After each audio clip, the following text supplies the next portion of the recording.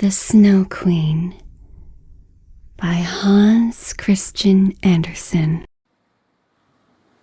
The first story, which describes a looking glass and the broken fragments. You must attend to the commencement of this story, for when we get to the end, we shall know more than we do now about a very wicked hobgoblin. He was one of the very worst, for he was a real demon. One day, when he was in a merry mood, he made a looking glass which had the power of making everything good or beautiful that was reflected in it almost shrink to nothing, while everything that was worthless and bad increased in size and looked worse than ever. The most lovely landscapes appeared like boiled spinach, and the people became hideous and looked as if they stood on their heads and had no bodies. Their countenances were so distorted that no one could recognize them, and even one freckle on the face appeared to spread over the whole of the nose and mouth. The demon said this was very amusing. When a good or pious thought passed through the mind of anyone, it was misrepresented in the glass. And then how the demon laughed at his cunning invention. All who went to the demon's school, for he kept a school, talked everywhere of the wonders they had seen, and declared that people could now, for the first time, see what the world and mankind were really like. They carried the glass about everywhere, till at last there was not a land nor people who had not been looked at through this distorted mirror. They wanted even to fly with it up to heaven to see the angels, but the higher they flew, the more slippery the glass became, and they could scarcely hold it, till at last it slipped from their hands, fell to the earth, and was broken into millions of pieces.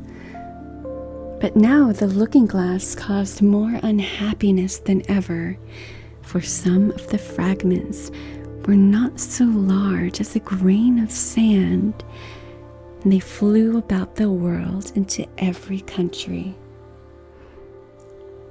When one of these tiny atoms flew into a person's eye, it stuck there unknown to him, and from that moment he saw everything through a distorted medium, or could only see the worst side of what he looked at, for even the smallest fragments retained the same power which had belonged to the whole mirror. Some few persons even got a fragment of the looking glass in their hearts, and this was very terrible, for their hearts became cold like a lump of ice. A few of the pieces were so large that they could be used as window panes. It would have been a sad thing to look at our friends through them. Other pieces were made into spectacles. This was dreadful for those who wore them, for they could see nothing either rightly or justly. At all this, the wicked demon laughed till his sides shook. It tickled him so to see the mischief he had done. There were still a number of these little fragments of glass floating about in the air. And now you shall hear what happened with one of them.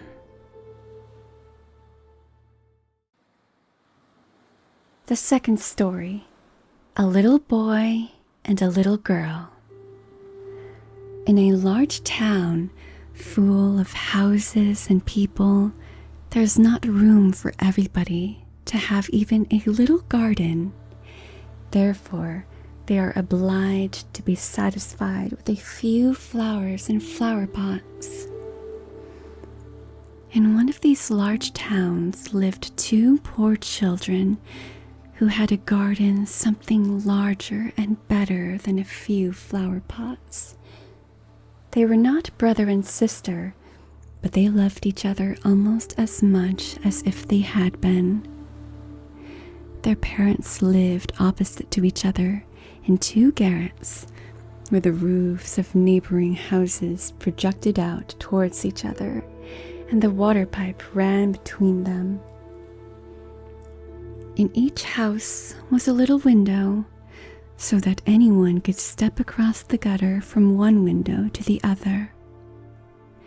The parents of these children had each a large wooden box in which they cultivated kitchen herbs for their own use, and a little rose bush in each box, which grew splendidly. Now, after a while, the parents decided to place these 2 boxes across the water pipe so that they reached from one window to the other and looked like 2 banks of flowers. Sweet peas drooped over the boxes, and the rose bushes shot forth long branches, which were trained round the windows and clustered together almost like a triumphal arch of leaves and flowers.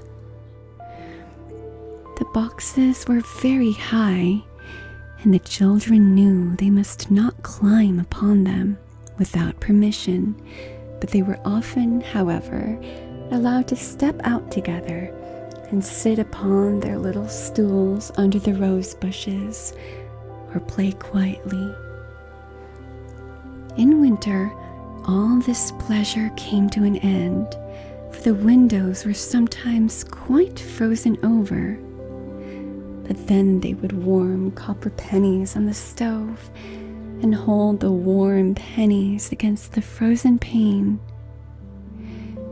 There would be very soon a little round hole through which they could peep, and the soft, bright eyes of the little boy and girl would beam through the hole at each window as they looked at each other.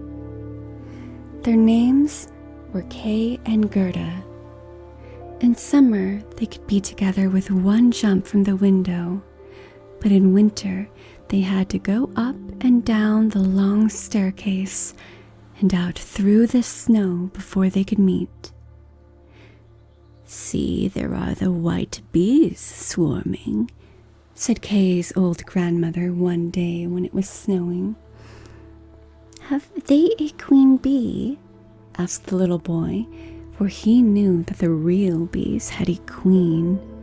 "To be sure they have," said the grandmother. "She is flying there where the swarm is thickest. She is the largest of them all, and never remains on the earth, but flies up to the dark clouds. Often at midnight she flies through the streets of the town and looks in at the windows. Then the ice freezes on the panes into wonderful shapes that look like flowers and castles." "Yes, I have seen them," said both the children, and they knew it must be true. "Can the Snow Queen come in here?" asked the little girl. "Only let her come," said the boy. "I'll set her on the stove, and then she'll melt." Then the grandmother smoothed his hair and told him some more tales. One evening, when little Kay was at home, half undressed, he climbed on a chair by the window and peeped out through the little hole. A few flakes of snow were falling, and one of them, rather larger than the rest, alighted on the edge of one of the flower boxes. This snowflake grew larger and larger. till at last it became the figure of a woman, dressed in garments of white gauze, which looked like millions of starry snowflakes linked together.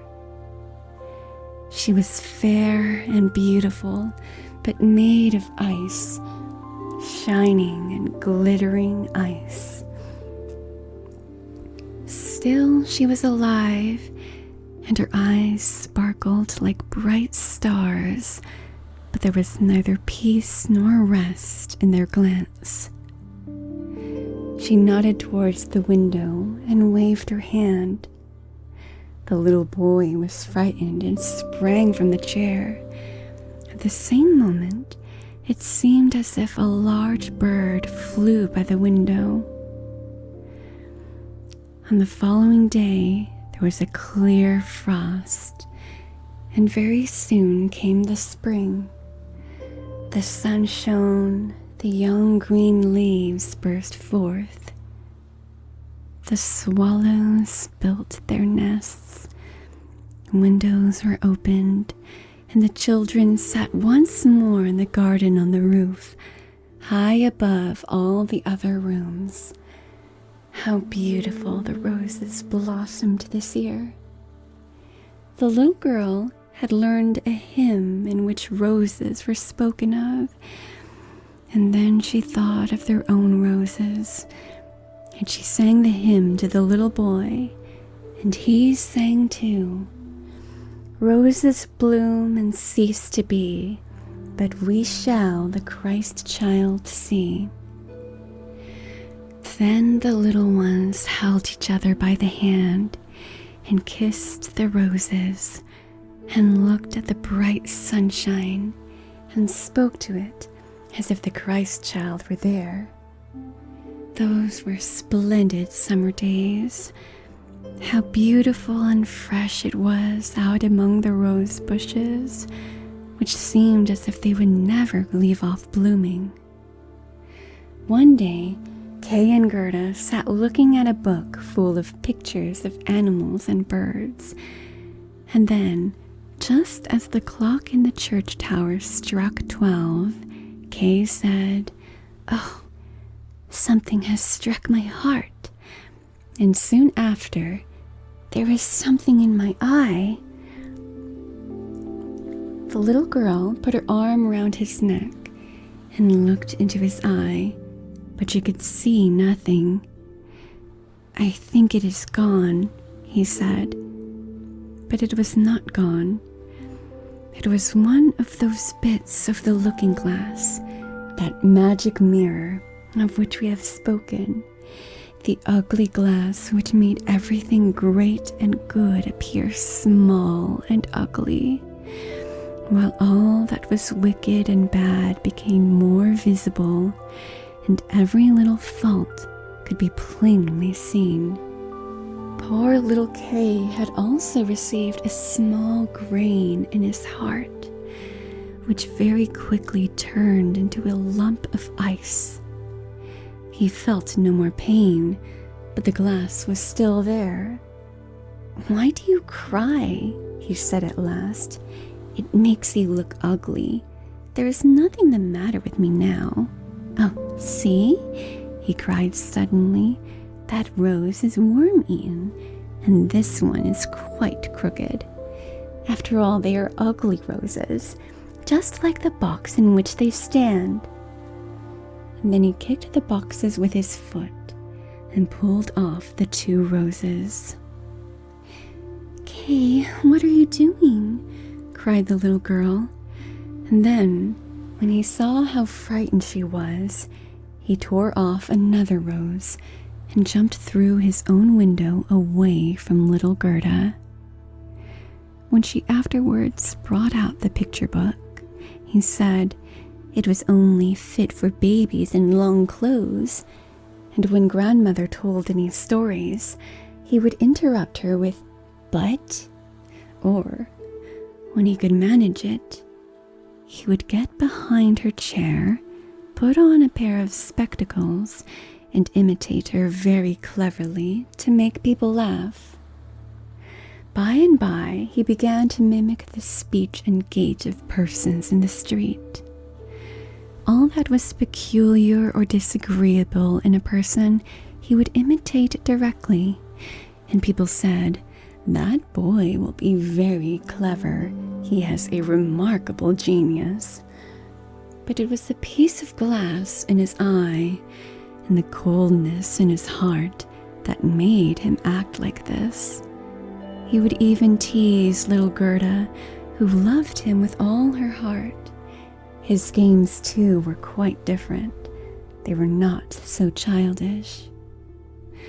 One winter's day, when it snowed, he brought out a burning glass. Then he held out the tail of his blue coat and let the snowflakes fall upon it. "Look in this glass, Gerda," said he. And she saw how every flake of snow was magnified and looked like a beautiful flower or a glittering star. "Is it not clever?" said Kay, "and much more interesting than looking at real flowers. There is not a single fault in it, and the snowflakes are quite perfect till they begin to melt."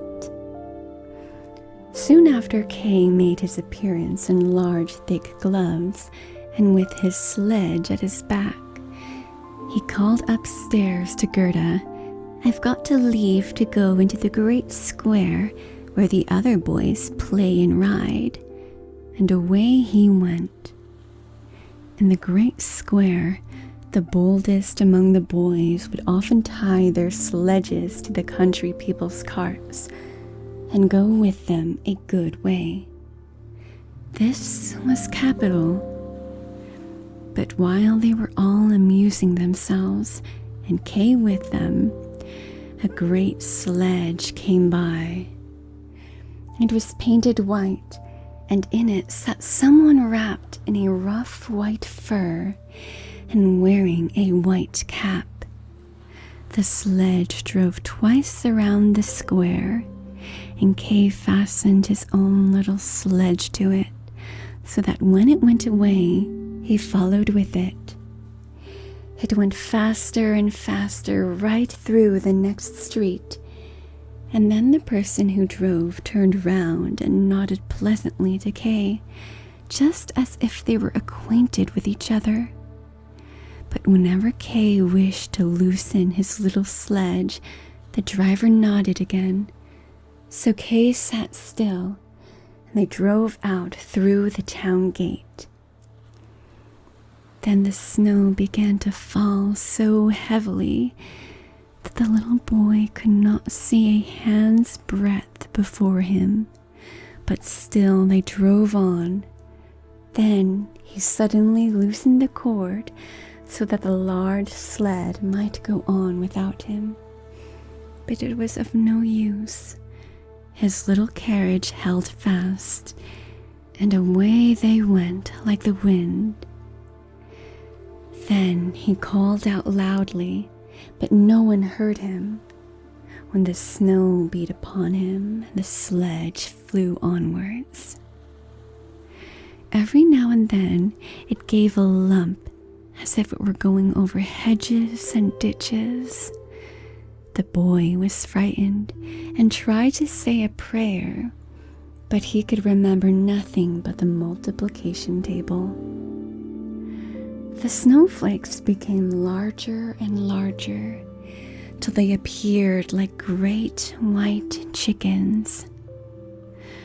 All at once they sprang on one side, the great sledge stopped, and the person who had driven it rose up. The fur and the cap, which were made entirely of snow, fell off, and he saw a lady, tall and white. It was the Snow Queen. "We have driven well," said she, "but why do you tremble? Here, creep into my warm fur." Then she seated him beside her in the sledge, and as she wrapped the fur around him, he felt as if he were sinking into a snowdrift. "Are you still cold?" she asked as she kissed him on the forehead. The kiss was colder than ice. It went quite through to his heart, which was already almost a lump of ice. He felt as if he were going to die, but only for a moment. He soon seemed quite well again and did not notice the cold around him. "My sledge! Don't forget my sledge," was his first thought, and then he looked and saw that it was bound fast to one of the white chickens, which flew behind him with the sledge at its back. The Snow Queen kissed little Kay again, and by this time he had forgotten little Gerda, his grandmother, and all at home. "Now you must have no more kisses," she said, "or I should kiss you to death." Kay looked at her and saw that she was so beautiful he could not imagine a more lovely and intelligent face. She did not now seem to be made of ice, as when he had seen her through his window, and she had nodded to him. In his eyes, she was perfect, and she did not feel at all afraid.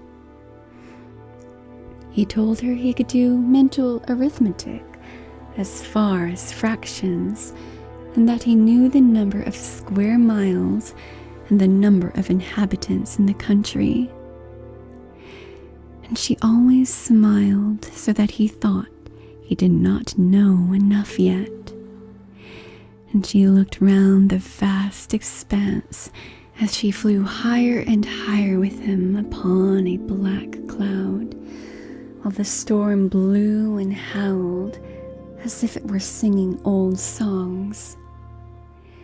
They flew over woods and lakes, over sea and land.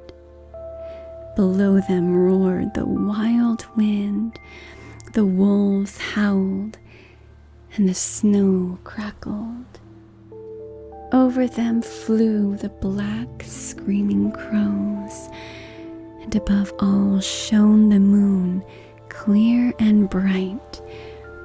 And so Kay passed through the long winter's night, and by day he slept at the feet of the Snow Queen.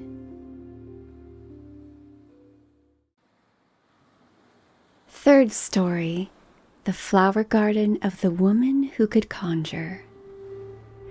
But how fared little Gerda during Kay's absence? What had become of him, no one knew, nor could anyone give the slightest information, excepting the boys, who said that he had tied his sledge to another very large one, which had driven through the street and out at the town gate. Nobody knew where it went. Many tears were shed for him, and little Gerda wept bitterly for a long time. She said she knew he must be dead, that he was drowned in the river which flowed close by to the school. Oh, indeed, those long winter days were very dreary. But at last spring came with warm sunshine. "Kay is dead and gone," said little Gerda. "I don't believe it," said the sunshine. "He is dead and gone," she said to the sparrows. "We don't believe it," they replied. And at last, little Gerda began to doubt it herself. "I will put on my new red shoes," she said one morning, "those that Kay has never seen, and then I will go down to the river and ask for him." It was quite early when she kissed her old grandmother, who was still asleep. Then she put on her red shoes and went quite alone out of the town gates toward the river. "Is it true that you have taken my little playmate away from me?" she said to the river. I will give you my red shoes if you will give him back to me." And it seemed as if the waves nodded to her in a strange manner. Then she took off her red shoes, which she liked better than anything else, and threw them both into the river. But they fell near the bank, and the little waves carried them back to the land, just as if the river would not take from her what she loved best, because they could not give her back little Kay. But she thought the shoes had not been thrown out far enough. Then she crept into a boat that lay among the reeds, and threw the shoes again from the farther end of the boat into the water, but it was not fastened, and her movements sent it gliding away from the land. When she saw this, she hastened to reach the end of the boat, but before she could so, it was more than a yard from the bank and drifting away faster than ever.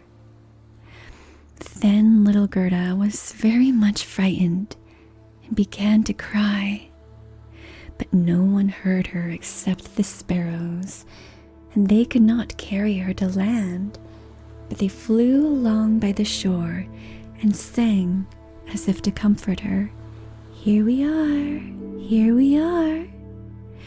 The boat floated with the stream.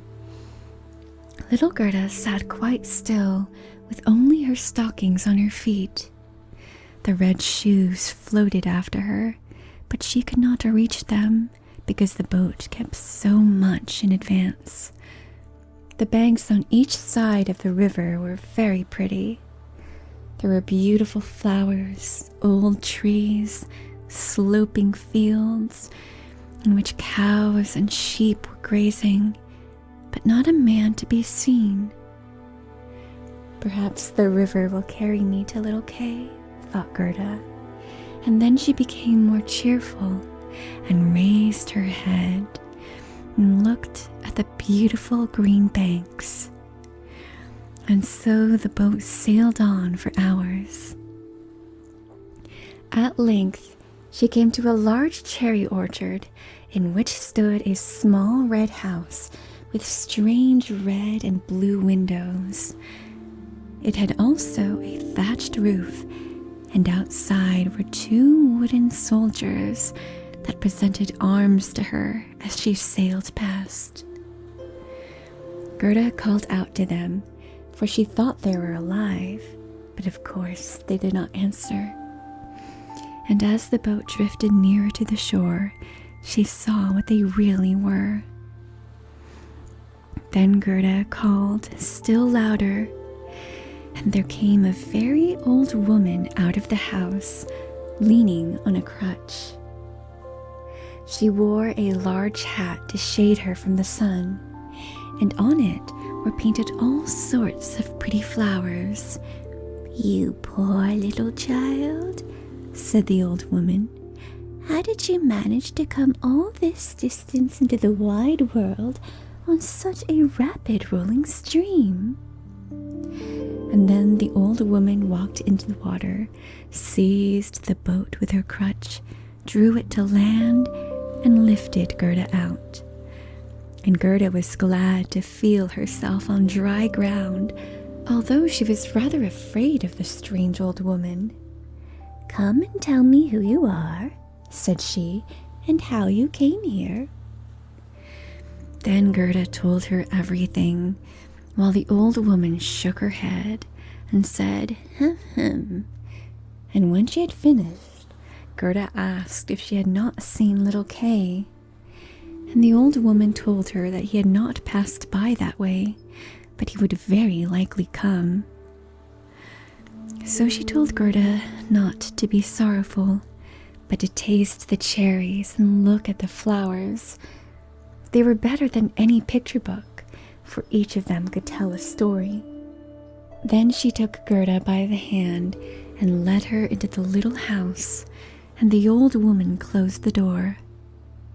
The windows were very high, and as the panes were red, blue, and yellow, the daylight shone through them in all sorts of singular colors.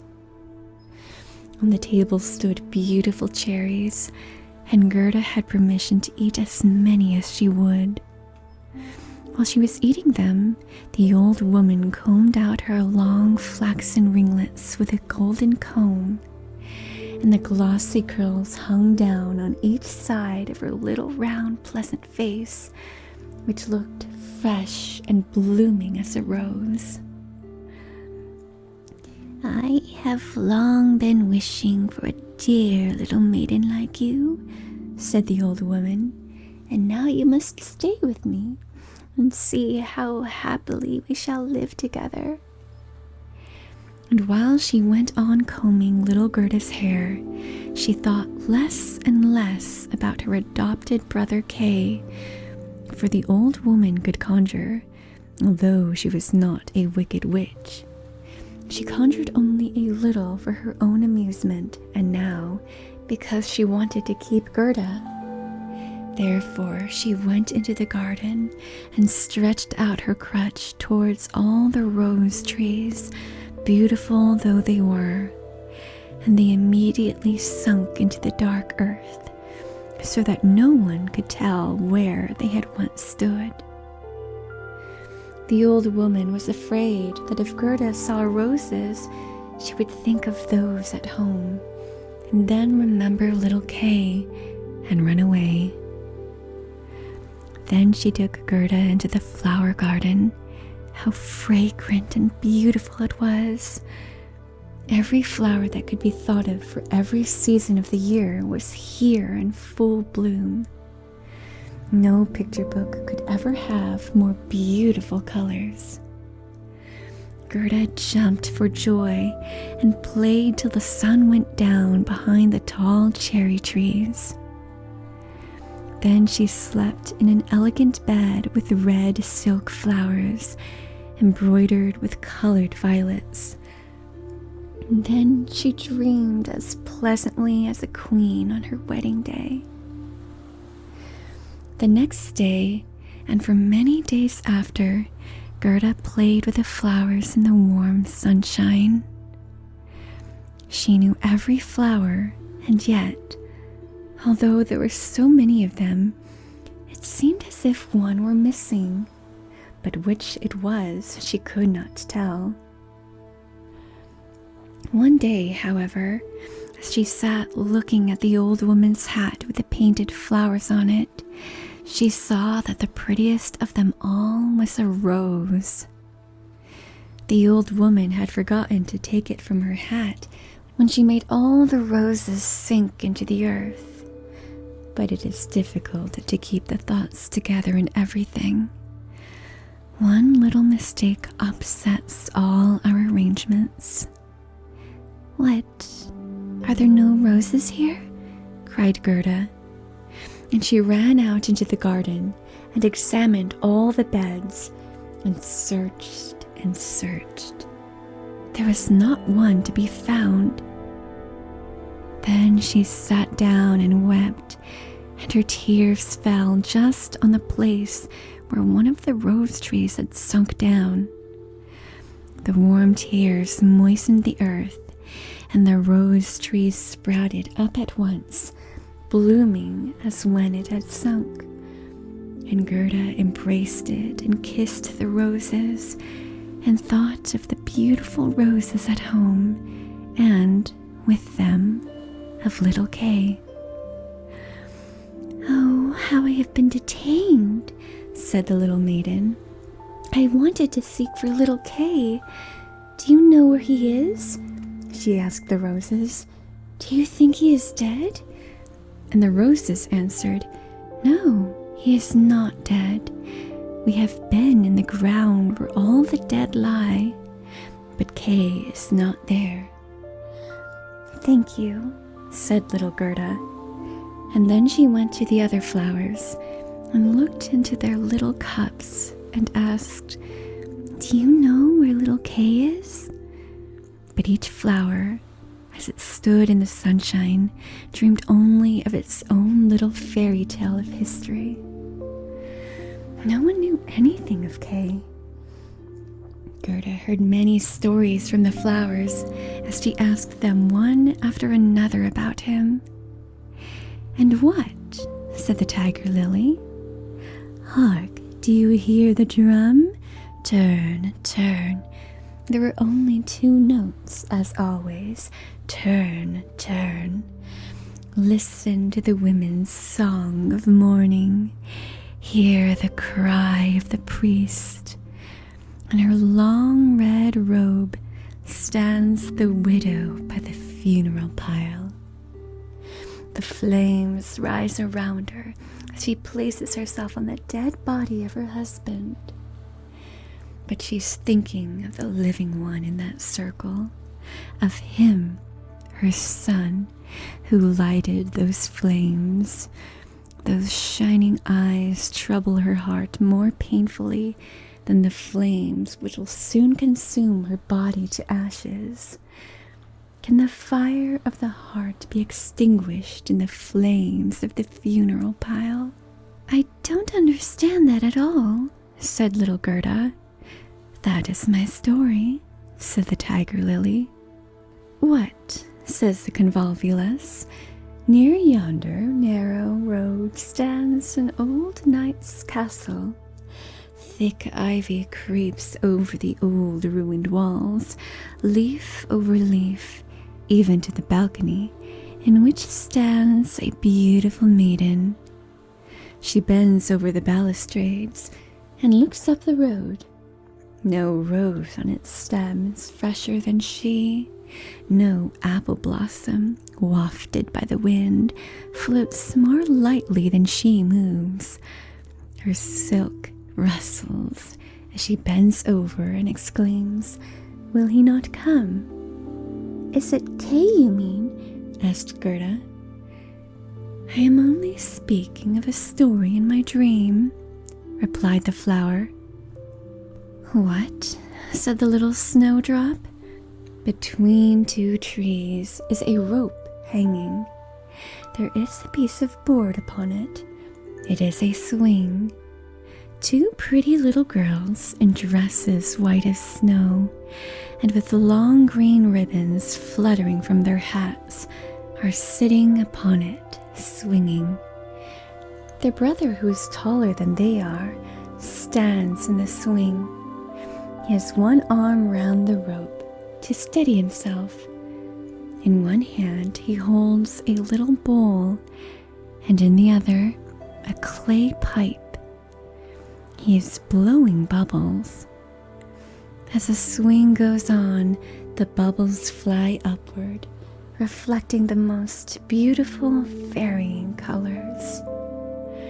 The last still hangs from the bowl of the pipe and sways in the wind. On goes the swing, and then a little black dog comes running up. He is almost as light as the bubble, and he raises himself on hind legs and wants to be taken into the swing. But it does not stop, and the dog falls. Then he barks and gets angry. The children stoop towards him, and the bubble bursts. A swinging plank, a light sparkling foam picture. That is my story. "It may be all very pretty what you are telling me," said little Gerda, "but you speak so mournfully, and you do not mention little Kay at all." "What do the hyacinths say?" There were 3 beautiful sisters, fair and delicate. The dress of one was red, of the second blue, and of the third pure white. Hand in hand they danced in the bright moonlight by the calm lake. They were human beings, not fairy elves. The sweet fragrance attracted them, and they disappeared in the wood. Here the fragrance becomes stronger. 3 coffins in which lay the 3 beautiful maidens, glided from the thickest part of the forest across the lake. The fireflies flew lightly over them, like little floating torches. Do the dancing maidens sleep, or are they dead? The scent of the flowers says that they are corpses. The evening bell tolls their knell. You make me quite sorrowful, said little Gerda. Your perfume is so strong, you make me think of the dead maidens. Is little Kay really dead then? The roses have been in the earth, and they say no. Cling, clang, tolled the hyacinth bells. We are not tolling for little Kay. We do not know him. We sing our song, the only one we know. Then Gerda went to the buttercups that were glittering amongst the bright green leaves. You are little bright suns, said Gerda. Tell me if you know where I can find my playfellow. And the buttercups sparkled gaily and looked again at Gerda. What song could the buttercups sing? It was not about Kay. The bright warm sun shone on a little court on the first warm day of spring. His bright beams rested on the white walls of the neighboring house, and close by bloomed the first yellow flower of the season, glittering like gold in the sun's warm ray. An old woman sat in her armchair at the house door, and her granddaughter, a poor and pretty servant maid, came to see her for a short visit. When she kissed her grandmother, there was gold everywhere. The gold of the heart in that holy kiss. It was a golden morning. There was gold in the beaming sunlight, gold in the leaves of the lowly flower, and on the lips of the maiden. There, that is my story, said the buttercup. My poor old grandmother, sighed Gerda. She is longing to see me and grieving for me as she did for little Kay. But I shall soon go home now and take little Kay with me. It is no use asking the flowers. They know only their own songs and can give me no information. And then she tucked up her little dress that she might run faster, but the narcissus caught her by the leg as she was jumping over. So she stopped and looked at the tall yellow flower and said, Perhaps he may know something. Then she stooped quite close to the flower and listened. What did he say? Then she stooped quite close to the flower and listened. And what did he say? I can see myself. I can see myself, said the narcissus. Oh, how sweet is my perfume. Up in a little room with a bow window stands a little dancing girl, half undressed. She stands sometimes on one leg and sometimes on both, and looks as if she would tread the whole world under her feet. She is nothing but a delusion. She is pouring water out of a teapot on a piece of stuff which she holds in her hands. It is her bodice. Cleanliness is a good thing, she says. Her white dress hangs on a peg. It has also been washed in the teapot and dried on the roof. She puts it on and ties a saffron-colored handkerchief round her neck, which makes the dress look whiter. See how she stretches out her legs as if she were showing off a stem. I can see myself. I can see myself. What do I care for all that? Said Gerda. You need not tell me such stuff. and then she ran to the other end of the garden. The door was fastened, but she pressed against the rusty latch, and it gave way. The door sprang open, and little Gerda ran out with bare feet into the wide world. She looked back 3 times, but no one seemed to be following her. At last she could run no longer, so she sat down to rest on a great stone. And when she looked round, she saw that the summer was over, and autumn very far advanced. She had known nothing of this in the beautiful garden, where the sun shone and the flowers grew all the year round. "Oh, how I have wasted my time," said little Gerda. "It is autumn. I must not rest any longer." And she rose up to go on, but her little feet were wounded and sore, and everything around her looked so cold and bleak. The long willow leaves were quite yellow. The dewdrops fell like water. Leaf after leaf dropped from the trees. The sloethorn alone still bore fruit, but the sloes were sour and set the teeth on edge. Oh, how very dark and weary the whole world appeared.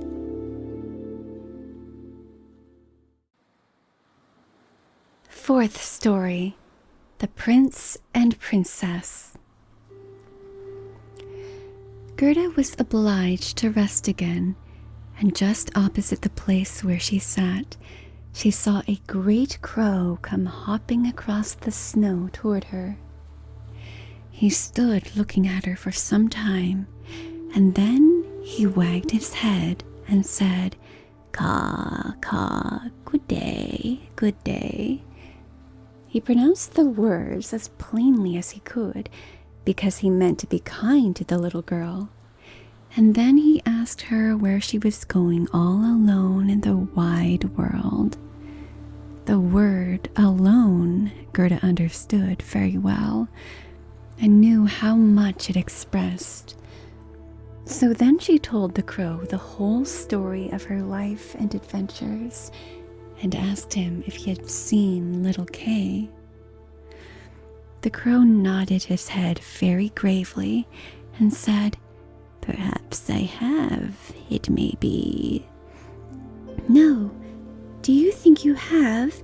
cried little Gerda, and she kissed the crow and hugged him almost to death with joy. "Gently, gently," said the crow. "I believe I know. I think it may be little Kay, but he has certainly forgotten you by this time for the princess." "Does he live with a princess?" asked Gerda. "Yes, listen," replied the crow. "But it is so difficult to speak your language. If you understand the crow's language, then I can explain it better. Do you?" "No, I have never learnt it," said Gerda. "But my grandmother understands it and used to speak it to me. I wish I had learned it." "It does not matter," answered the crow. "I will explain as well as I can, although it will be very badly done." And he told her what he had heard. "In this kingdom where we are now," said he, "there lives a princess who is so wonderfully clever that she has read all the newspapers in the world and forgotten them too, although she is so clever. A short time ago, as she was sitting on her throne, which people say is not such an agreeable seat as is often supposed, she began to sing a song which commences in these words: 'Why should I not be married?' 'Why not indeed?' said she, and so she determined to marry if she could find a husband who knew what to say when he was spoken to, and not one who could only look grand, for that was so tiresome. Then she assembled all her court ladies together at the beat of the drum, and when they heard of her intentions, they were very much pleased. "We are so glad to hear it," said they. "We were talking about it ourselves the other day." "You may believe that every word I tell you is true," said the crow, "for I have a tame sweetheart who goes freely about the palace, and she told me all this." Of course, his sweetheart was a crow, for birds of a feather flock together, and one crow always chooses another crow. Newspapers were published immediately with a border of hearts and the initials of the princess among them.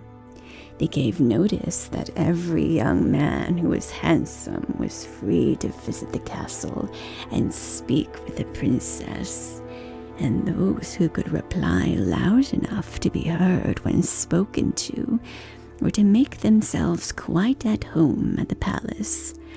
But the one who spoke best would be chosen as a husband for the princess. Yes, you may believe me. It is all as true as I sit here," said the crow. "The people came in crowds. There was a great deal of crushing and running about, but no one succeeded either on the first or second day. They could all speak very well while they were outside in the streets, but when they entered the palace gates and saw the guards in silver uniforms and the footmen in their golden livery on the staircase, and the great halls lighted up, they became quite confused. And when they stood before the throne on which the princess sat, they could do nothing but repeat the last words she had said, and she had no particular wish to hear her own words over again. It was just as if they had all taken something to make them sleepy while they were in the palace, for they did not recover themselves nor speak till they got back again into the street. It was quite a long line of them reaching from the town gate to palace. I went myself to see them," said the crow. "They were hungry and thirsty, for at the palace they did not even get a glass of water. Some of the wisest had taken a few slices of bread and butter with them, but they did not share it with their neighbors. They thought if they went in to the princess looking hungry, there would be a better chance for themselves." "But Kay, tell me about little Kay," said Gerda. "Was he amongst the crowd?" "Stop a bit, we are just coming to him. It was on the third day. There came marching cheerfully along to the palace a little personage without horses or carriage, his eyes sparkling like yours. He had beautiful long hair, but his clothes were very poor." "That was Kay," said Gerda joyfully. "Oh, then I have found him," and she clapped her hands. "He had a little knapsack on his back," added the crow. "No, it must have been his sledge," said Gerda, "for he went away with it." "It may have been so," said the crow. "I did not look at it very closely, but I know from my tame sweetheart that he passed through the palace gates, saw the guards in their silver uniform, and the servants in their liveries of gold on the stairs, but he was not in the least embarrassed. 'It must be very tiresome to stand on the stairs,' he said. 'I prefer to go in.' The rooms were blazing with light. Counselors and ambassadors walked about with bare feet, carrying golden vessels. It was enough to make anyone feel serious. His boots creaked loudly as he walked, and yet he was not at all uneasy. "It must be Kay," said Gerda. "I know he had new boots on. I have heard them creak in grandmother's room." "They really did creak," said the crow. "Yet he went boldly up to the princess herself, who was sitting on a pearl as large as a spinning wheel, and all the ladies of the court were present with their maids, and all the cavaliers with their servants, and each of the maids had another maid to wait upon her, and the cavaliers' servants had their own servants, as well as a page each. They all stood in circles round the princess, and the nearer they stood to the door, the prouder they looked. The servants' pages, who always wore slippers, could hardly be looked at. They held themselves up so proudly by the door." "It must be quite awful," said little Gerda. "But did Kay win the princess?"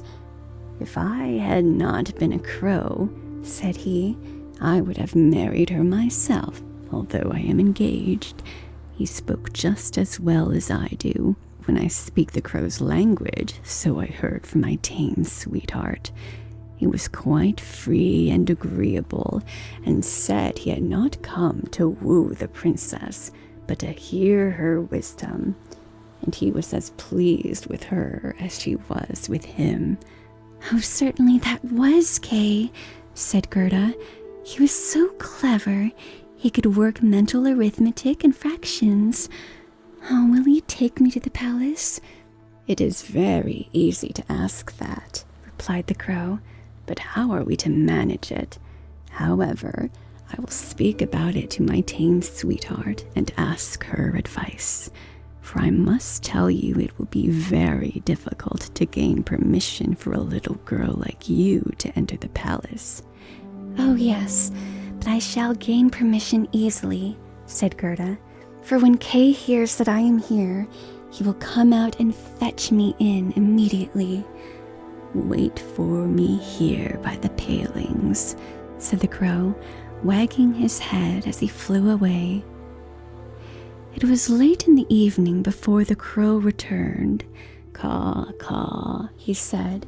"She sends you greeting, and here is a little roll which she took from the kitchen for you. There is plenty of bread there, and she thinks you must be hungry. It is not possible for you to enter the palace by the front entrance. The guards in silver uniform and the servants in gold livery would not allow it. But do not cry. We will manage to get you in.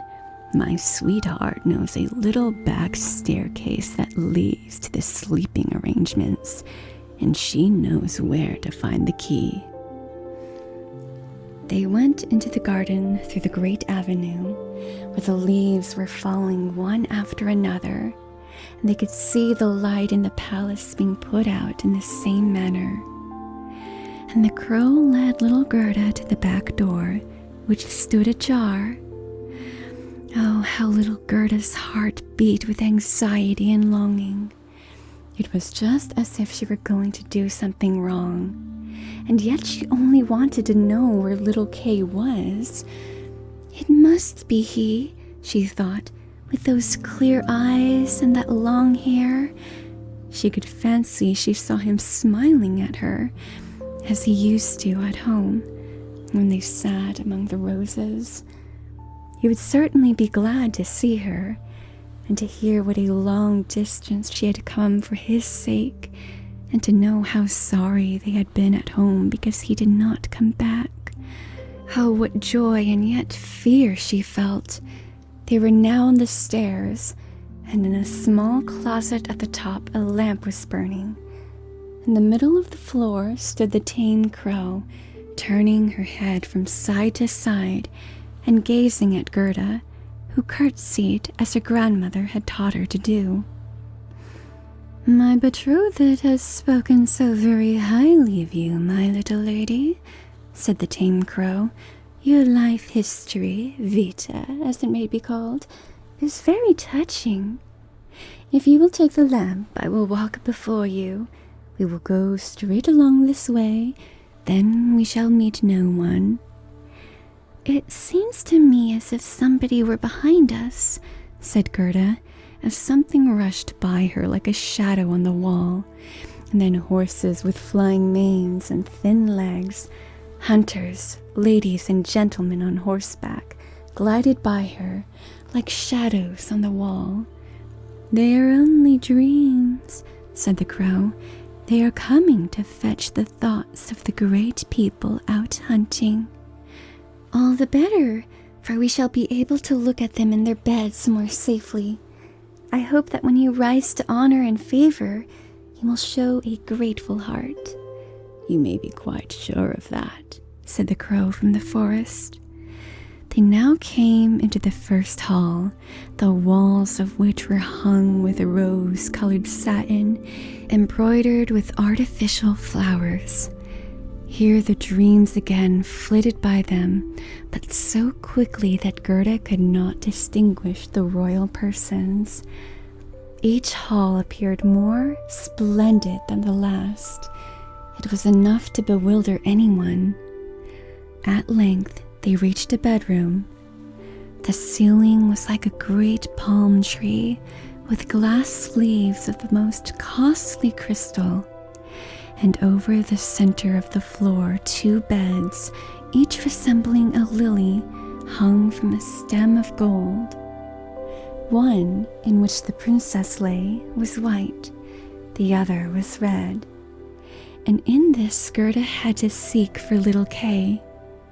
She pushed one of the red leaves aside and saw a little brown neck. Oh, that must be Kay. She called his name out quite loud and held the lamp over him. The dreams rushed back into the room on horseback. He woke and turned his head round. It was not little Kay. The prince was only like him in the neck. Still, he was young and pretty. Then the princess peeped out of her white lily bed and asked what was the matter. Then little Gerda wept and told her story, and all that the crows had done to help her. "You poor child," said the prince and princess. Then they praised the crows and said they were not angry for what they had done, but that it must not happen again, and this time they should be rewarded. "Would you like to have your freedom?" asked the princess. "Or would you prefer to be raised to the position of court crows, with all that is left in the kitchen for yourselves?" Then both the crows bowed and begged to have a fixed appointment, for they thought of their old age and said it would be so comfortable to feel that they had provision for their old days, as they called it. And then the prince got out of his bed and gave it up to Gerda. He could do no more, and she lay down.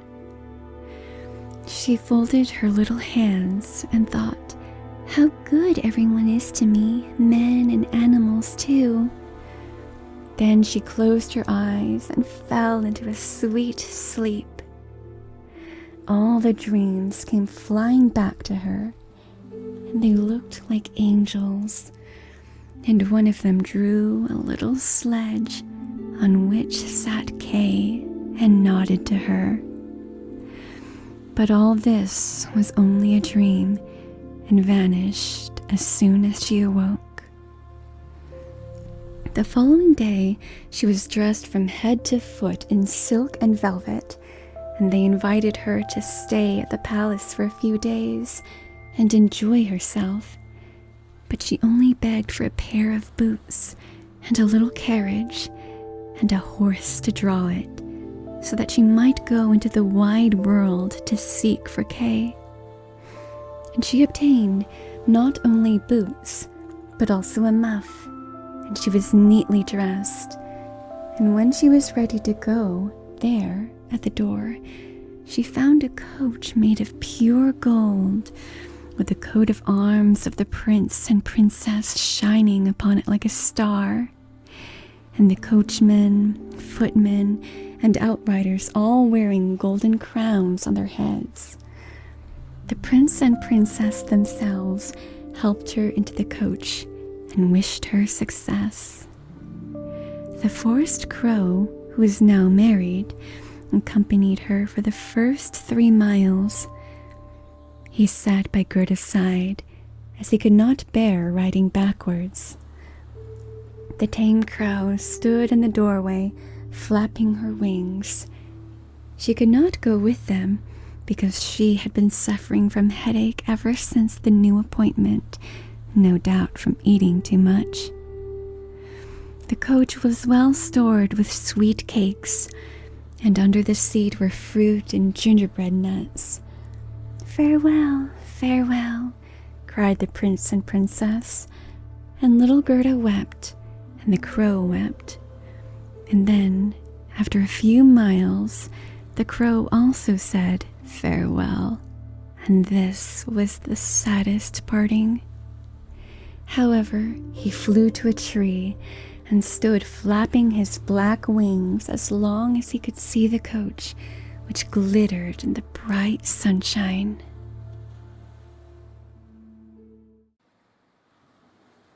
Fifth story, Little Robber Girl.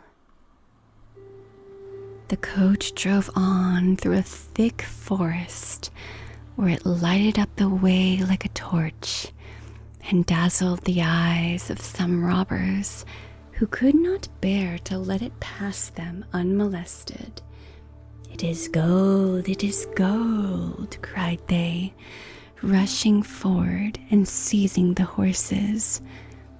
Then they struck the little jockeys, the coachman and the footman dead, and pulled little Gerda out of the carriage.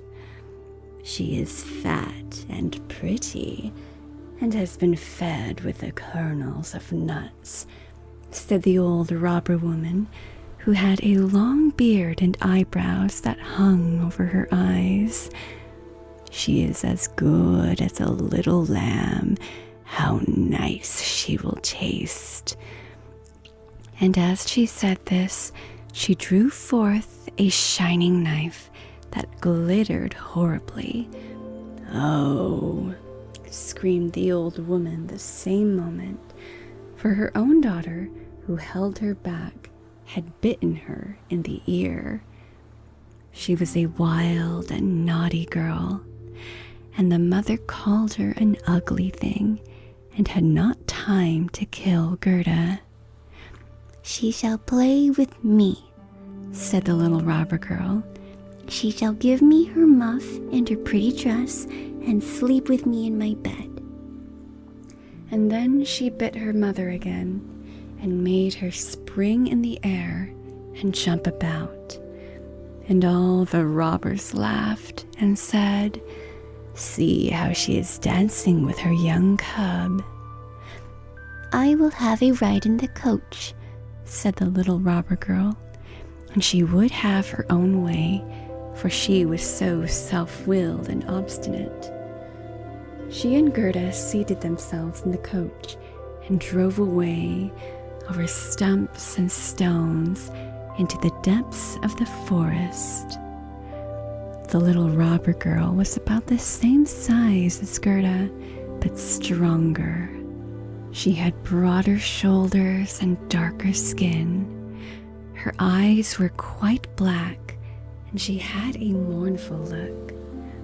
She clasped little Gerda round the waist and said, "They shall not kill you as long as you don't make us vexed with you. I suppose you are a princess." "No," said Gerda, and then she told her all her history and how fond she was of little Kay. The robber girl looked earnestly at her, nodded her head slightly, and said, "They shan't kill you, even if I do get angry with you, for I will do it myself." And then she wiped Gerda's eyes and stuck her own hands in the beautiful muff, which was so soft and warm. The coach stopped in the courtyard of a robber's castle, the walls of which were cracked from top to bottom. Ravens and crows flew in and out of the holes and crevices, while great bulldogs, either of which looked as if it could swallow a man, were jumping about, but they were not allowed to bark. In the large and smoky hall, a bright fire was burning on the stone floor. There was no chimney, so the smoke went up to the ceiling and found a way out for itself. Soup was boiling in a large cauldron, and hares and rabbits were roasting on the spit. "You shall sleep with me and all my little animals tonight," said the robber girl after they had had something to eat and drink. So she took Gerda to a corner of the hall where some straw and carpets were laid down.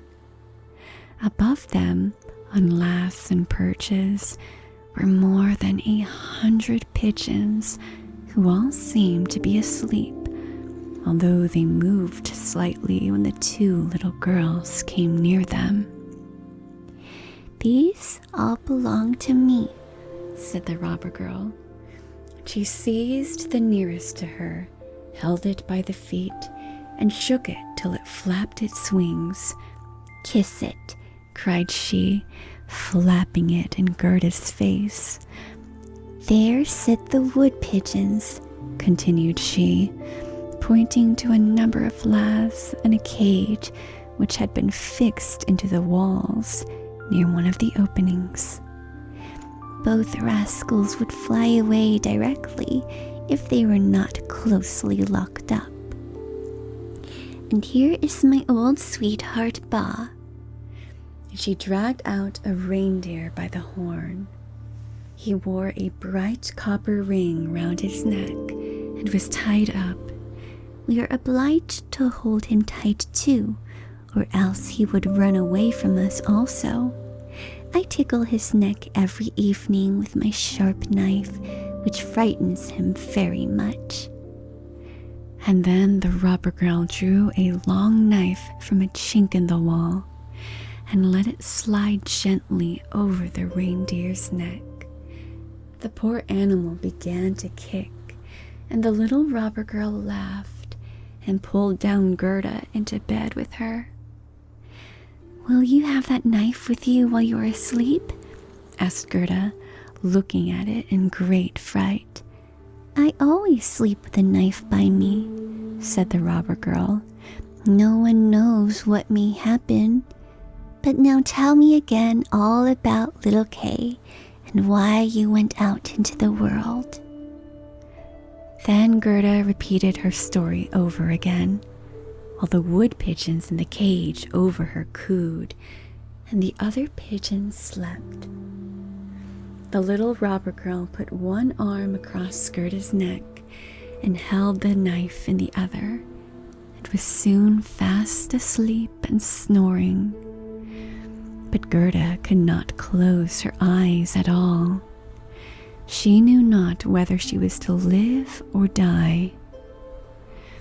The robbers sat round the fire, singing and drinking, and the old woman stumbled about. It was a terrible sight for a little girl to witness. Then the wood pigeon said, "Coo, coo, we have seen little Kay.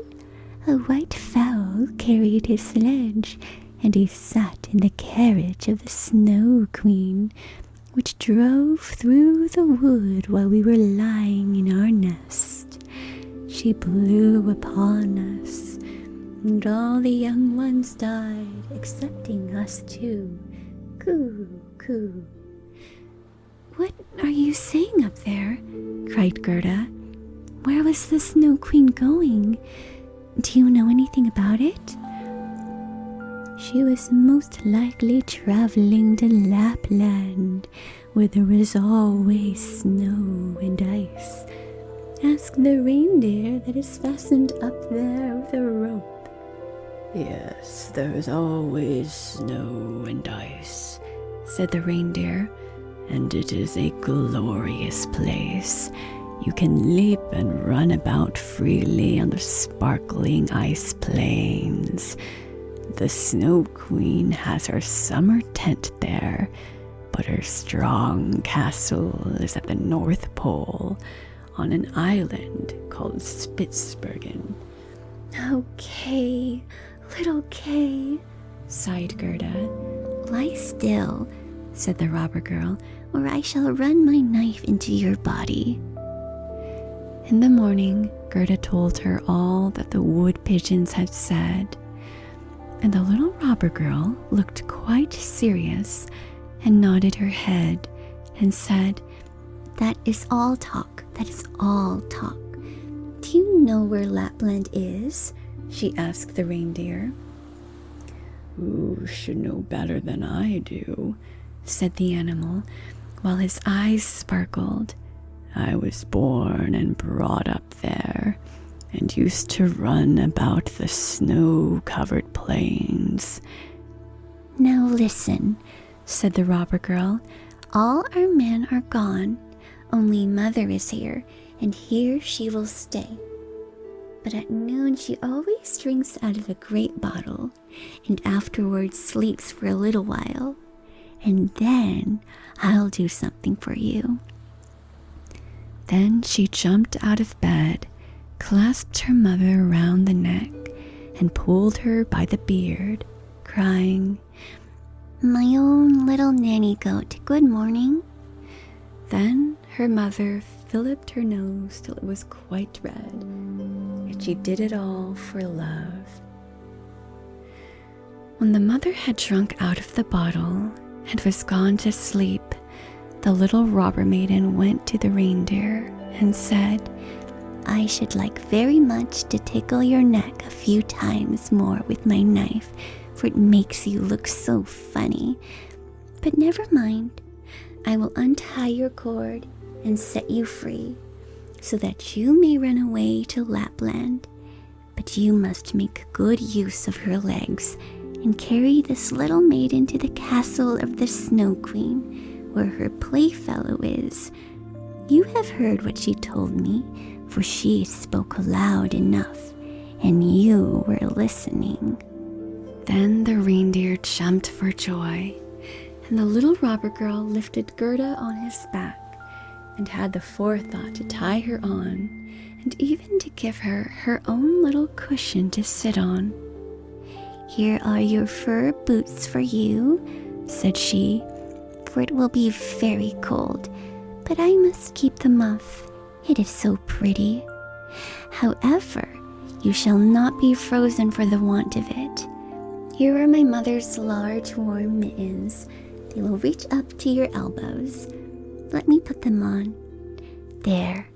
Now your hands look just like my mother's. But Gerda wept for joy. I don't like to see you fret, said the little robber girl. You ought to look quite happy now. And here are 2 loaves and a ham, so that you need not starve. These were fastened on the reindeer, and then the little robber maiden opened the door, coaxed in all the great dogs, and then cut the string with which the reindeer was fastened with her sharp knife, and said, Now run, but bear in mind you take good care of the little girl. And then Gerda stretched out her hand with a great mitten on it towards the little robber girl, and said, Farewell. And away flew the reindeer, over stumps and stones, through the great forest, over marshes and plains, as quickly as he could. The wolves howled, and the ravens screamed, while up in the sky quivered red lights like flames of fire. "There are my old northern lights," said the reindeer. "See how they flash." And he ran on day and night, still faster and faster. But the loaves and the ham were all eaten by the time they reached Lapland.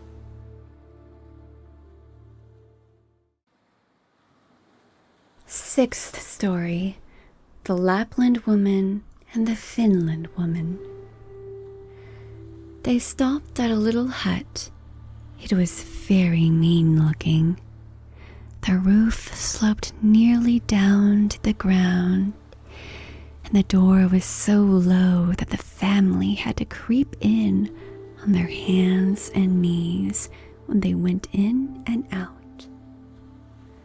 There was no one at home but an old Lapland woman who was cooking fish by the light of a train oil lamp. The reindeer told her all about Gerda's story, after having first told his own, which seemed to him the most important. But Gerda was so pinched with the cold that she could not speak. "Oh, you poor things," said the Lapland woman. "You have a long way to go yet. You must travel more than 100 miles farther to Finland. The Snow Queen lives there now, and she burns Bengal lights every evening. I will write a few words on a dried stockfish, for I have no paper, and you can take it from me to the Finland woman who lives there. She can give you better information than I can."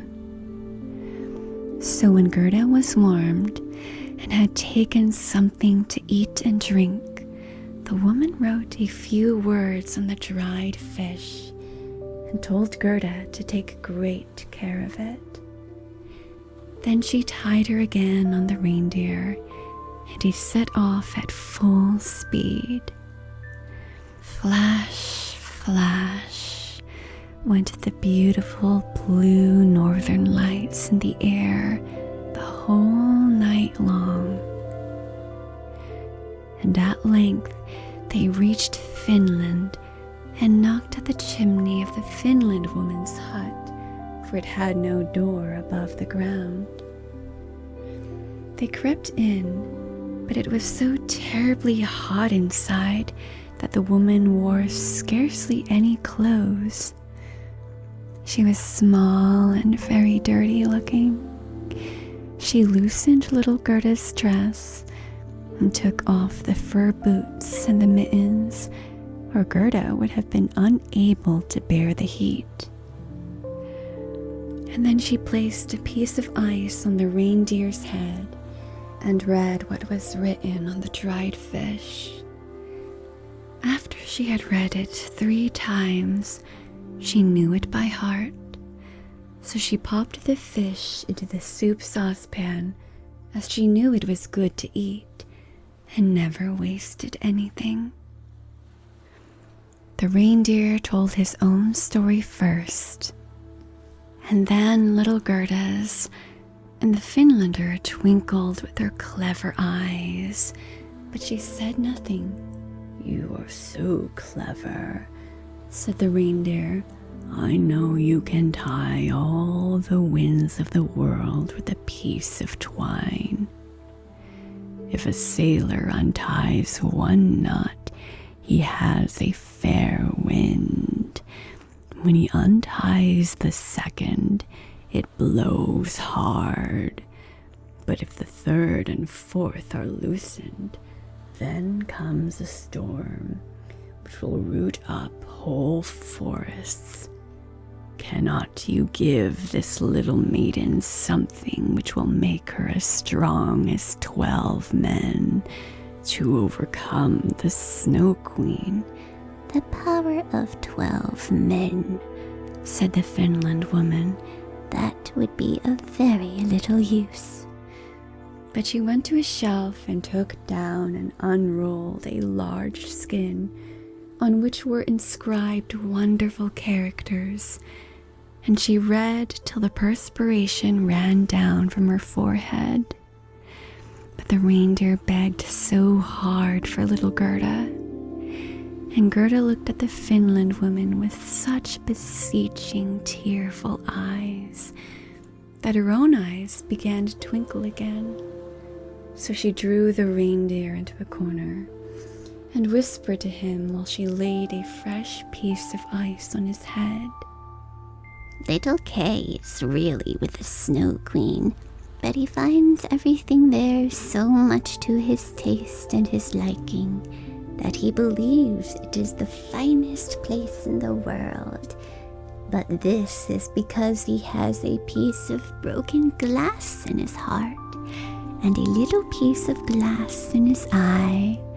These must be taken out, or he will never be a human being again, and the Snow Queen will retain her power over him. But can you not give little Gerda something to help her conquer this power? I can give her no greater power than she has already, said the woman. Don't you see how strong that is? How men and animals are obliged to serve her, and how well she has got through the world, barefooted as she is. She cannot receive any power from me greater than she now has, which consists in her own purity and innocence of heart.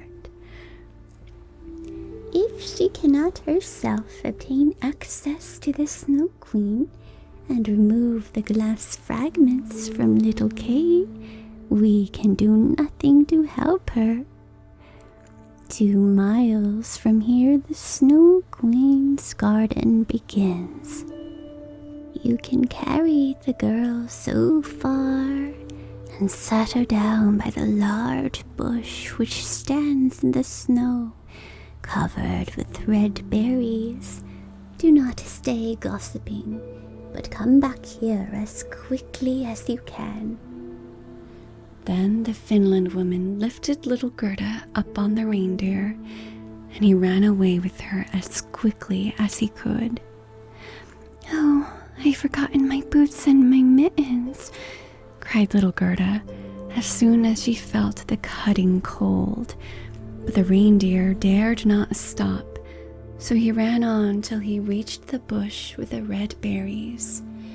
Here he set Gerda down, and he kissed her, and the great bright tears trickled over the animal's cheeks. Then he left her and ran back as fast as he could. There stood poor little Gerda, without shoes, without gloves, in the midst of cold, dreary, icebound Finland. She ran forwards as quickly as she could when a whole regiment of snowflakes came round her. They did not, however, fall from the sky, which was quite clear and glittering with the northern lights. The snowflakes ran along the ground, and the nearer they came to her, the larger they appeared. Gerda remembered how large and beautiful they looked through the burning glass. But these were really larger and much more terrible, for they were alive and were the guards of the Snow Queen and had the strangest shapes. Some were like great porcupines, others like twisted serpents with their heads stretching out, and some few were like little fat bears with their hair bristled, but all were dazzlingly white, and all were living snowflakes. Then little Gerda repeated the Lord's Prayer, and the cold was so great that she could see her own breath come out of her mouth like steam as she uttered the words. The steam appeared to increase as she continued her prayer, till it took the shape of little angels who grew larger the moment they touched the earth. They all wore helmets on their heads and carried spears and shields. Their number continued to increase more and more, and by the time Gerda had finished her prayers, a whole legion stood round her. They thrust their spears into the terrible snowflakes so that they shivered into 100 pieces. And little Gerda could go forward with courage and safety. The angels stroked her hands and feet so that she felt the cold less, and she hastened on to the Snow Queen's castle. But now we must see what Kay is doing. In truth, he had not thought of little Gerda, and never supposed she could be standing in front of the palace.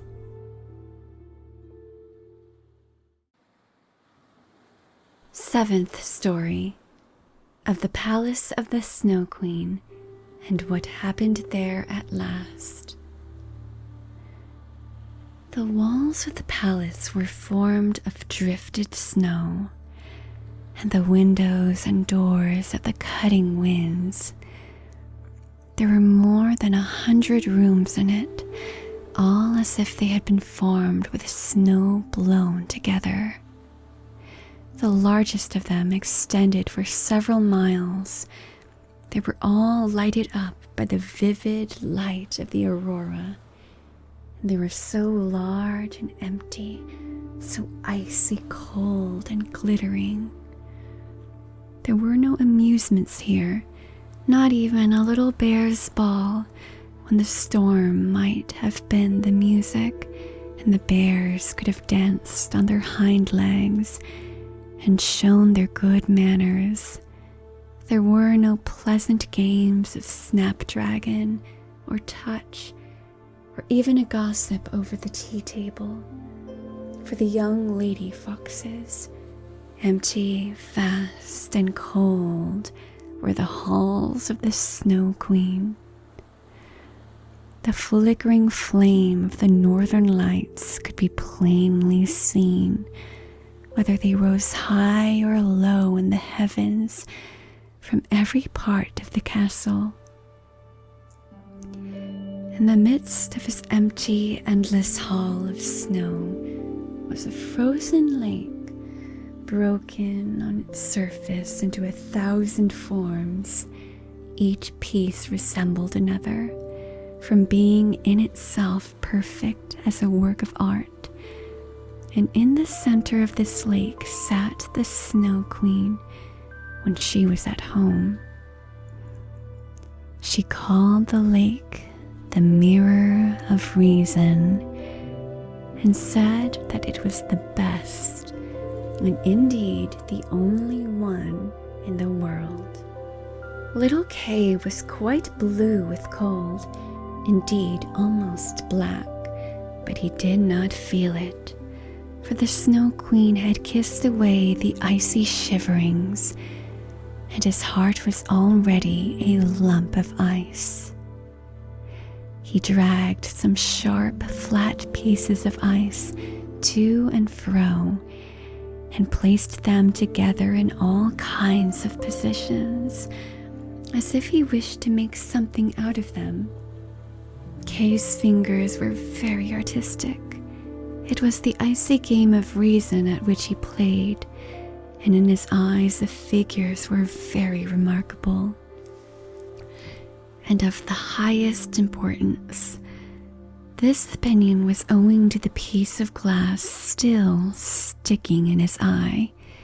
He composed many complete figures, forming different words, but there was one word he never could manage to form, although he wished it very much. It was the word eternity. The Snow Queen had said to him, "When you can find out this, you shall be your own master, and I will give you the whole world and a new pair of skates." But he could not accomplish it. "Now I must hasten away to warmer countries," said the Snow Queen. "I will go and look into the black craters of the tops of the burning mountains, Etna and Vesuvius as they are called.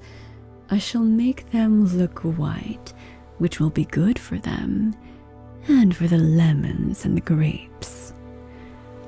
And away flew the Snow Queen, leaving little Kay quite alone in the great hall, which was so many miles in length. So he sat and looked at his pieces of ice, and was thinking so deeply, and sat so still that anyone might have supposed he was frozen. Just at this moment, it happened that little Gerda came through the great door of the castle. Cutting winds were raging around her, but she offered up a prayer, and the winds sank down as if they were going to sleep.